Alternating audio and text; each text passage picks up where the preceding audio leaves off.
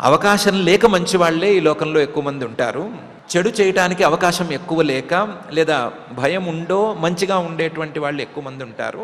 నిజంగా అవకాశం వస్తే ఏం చేయటానికైనా ఎవరైనా సిద్ధంగా ఉండటం మనం చూడొచ్చు అనే మాట ప్రకారం చూసుకుంటే, దాని తాలూకు మూలమైనటువంటి రజోగుణం మనసులో ఉన్నంతకాలం ఈ అవకాశం ఎప్పటికైనా ఉంటుంది. కాబట్టి వంచనలు లాంటివి మనం చేయము అని అనుకోవటానికి వీల్లేదు. వంచనకు మూలమైనటువంటి దుర్గుణం మన దగ్గర ఉందా లేదా ఆలోచన చేసే మాట అయితే, ఆ దుర్గుణం ఏంటి, దాని తాలూకు కష్టాలేంటి, దాని తాలూకు పరిణామాలేంటి, కనిపించనివేమిటి మనకు కూడా ఎప్పటికైనా తెలుస్తుంది.